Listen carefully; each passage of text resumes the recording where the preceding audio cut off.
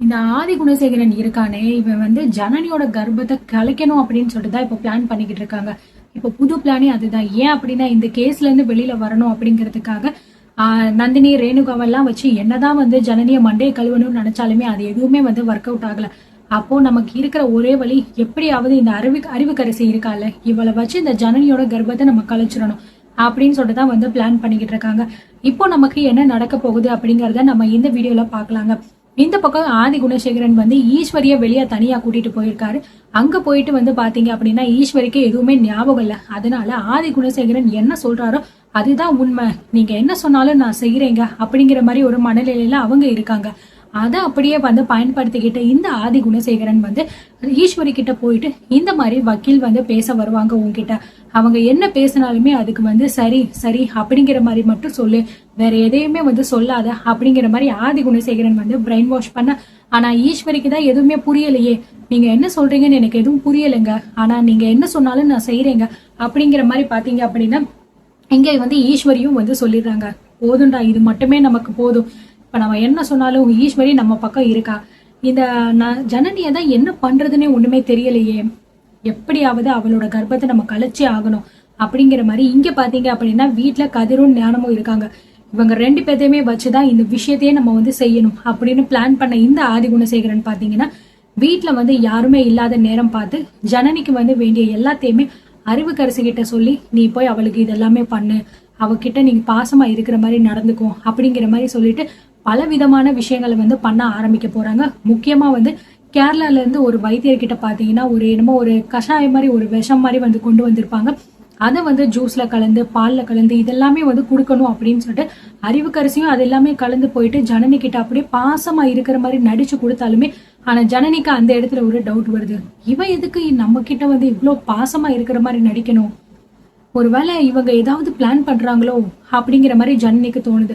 சக்தியும் இதை பார்த்துட்டு, இங்க பாருங்க இதெல்லாம் பண்றதுக்கு முதல் நீங்க யாரு, என் பொண்டாட்டியை எப்படி பண்ணணும் எப்படி பாத்துக்கணும்னு எனக்கு தெரியும், நீங்க இதெல்லாம் பண்ணணும்னு அவசியம் கிடையாது, என்ன என் பொண்டாட்டியை ஏதாவது பண்ணணும்னு அந்த ஆதி குணசேகரன் சொல்லி வச்சிருக்கானா, அதுக்குதான் நீங்க எல்லாம் பிளான் பண்றீங்களா அப்படின்னு சொல்லிட்டு அறிவுக்கரசியவே நோஸ் கட் பண்ணி விட்டுறா இந்த சக்தி.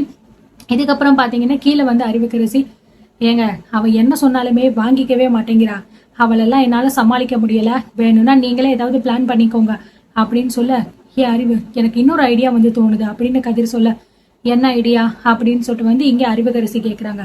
இல்ல இப்போ எப்படி இருந்தாலும் அவ வந்து வக்கீல் ஆபீஸ்க்கு போகணும்னு சொல்லிட்டு கீழே இறங்கி வருவா, அந்த நேரத்துல அந்த படிக்கிட்ட யாராவது எண்ணெய் ஊத்தி வச்சுட்டா அதை வலிக்கு அவ கீழே விழிஞ்சிட்டா அவ கர்ப்பம் கலைஞ்சிரும்ல அப்படின்னு சொல்லிட்டு கதிரும் வந்து முடிவு இது மாதிரி ஒரு ஐடியா கொடுக்க, ஆமா இல்ல இது நல்ல ஐடியா தான், ஏ முல்லை இங்க வா, போய் யாரும் இல்லாத நேரம் பார்த்து அந்த படிக்கிட்ட கொஞ்சம் கொஞ்சமா எண்ணெயை ஊத்தி வை அப்படிங்கிற மாதிரி சொல்ல, உடனே இதை கேட்ட முல்லையும் யாருக்கும் தெரியாம அந்த பக்கத்துல வந்து கொஞ்சம் கொஞ்சமா எண்ணெய் ஊத்தி வந்து வச்சிடறாங்க.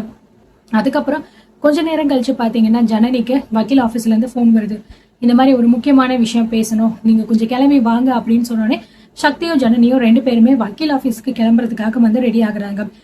மேல வந்து ஜனனி கிளம்பிக்கிட்டே இருக்கும் போது, ஜனனி நீ கிளம்பிக்கிட்டே இரு, நான் கீழே போயிட்டு என்ன ஏது நிலவரம் பார்த்துட்டு நான் வந்து கூப்பிடுறேன் அப்படிங்கிற மாதிரி சொல்லிட்டு முதல்ல வந்து சக்தி வேகமா வந்து கிளம்பி இறங்கி வர, அந்த படியில என்ன உள்ளதை பார்க்காத சக்தி உடனே வலிக்கு வந்து கீழே விழுந்துட்டு, ஐயோ அம்மா கீழே விழுந்துட்டேனே அப்படிங்கிற மாதிரி கத்துறாரு.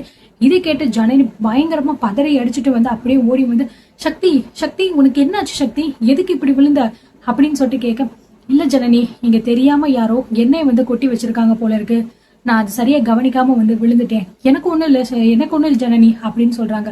என்ன சக்தி யார் இப்படி பண்ணிருப்பாங்க அப்படின்னு சொல்லிட்டு ஜனனிக்கு டக்குன்னு ஒரு டவுட் வருது, ஒருவேளை இது நமக்கு வச்ச ஏதாவது ஒரு செக்கா இருக்குமோ அப்படிங்கிற மாதிரி வந்து சக்தி கிட்ட, சக்தி இந்த இடத்துல யாரு வந்து தெரியாம எண்ணெயை கொட்டிருப்பாங்க, உனக்கு ஏதாவது சந்தேகம் இருக்கா அப்படின்னு கேட்கும்போது, இல்ல ஜனனி என்னன்னு எனக்கு வந்து தெரியல, இது நம்ம அப்புறமா பாத்துக்கலாம், நீ இந்த பக்கம் வரும்போது பார்த்து பத்திரமா வா, ஏன்னா நீ இப்ப கன்சீவா வேற இருக்க, நீ பார்த்து வா ஜனனி அப்படின்னு சொல்றாங்க. எனக்கு ஒண்ணும் இல்ல சக்தி, நீ வா, நீ போயிட்டு ஃப்ரெஷ் அப் ஆகிட்டு அதுக்கப்புறம் கூட நம்ம கிளம்பிக்கலாம் அப்படிங்கிற மாதிரி இங்க பாத்தீங்கன்னா ஜனனி சக்தி மறுபடியும் ரெண்டு பேரும் மேல போயிடுறாங்க. இதை பார்த்து அறிவுக்கரசி, சே இந்த பிளானும் போயிருச்சா, நம்ம என்ன பிளான் பண்ணாலும் இந்த ஜனனி அதுல இருந்து தப்பிச்சுக்கிட்டே இருக்காளே, இவளை ஏதாவது பண்ணணும், வேற ஏதாவது வழி இருக்கான்னு நம்ம பார்க்கலாம் அப்படிங்கிற மாதிரி நினைச்சிட்டு இந்த அறிவுக்கரசியும் வந்து போயிடுறாங்க. இப்போ இவங்க பாத்தீங்கன்னா ஜனனியோட கர்ப்பத்தை எப்படியாவது கலைச்சி ஆகணும், அவன் நல்லாவே இருக்கக்கூடாது அப்படின்னு தான் நினைச்சுக்கிட்டு இருக்காங்க. அடுத்தடுத்து என்ன நடக்க போகுது அப்படிங்கறது கண்டிப்பா நம்ம பார்த்து தெரிஞ்சுக்கலாம். இந்த வீடியோக்கு லைக் பண்ணுங்க, ஷேர் பண்ணுங்க, சப்ஸ்கிரைப் பண்ணிக்கோங்க.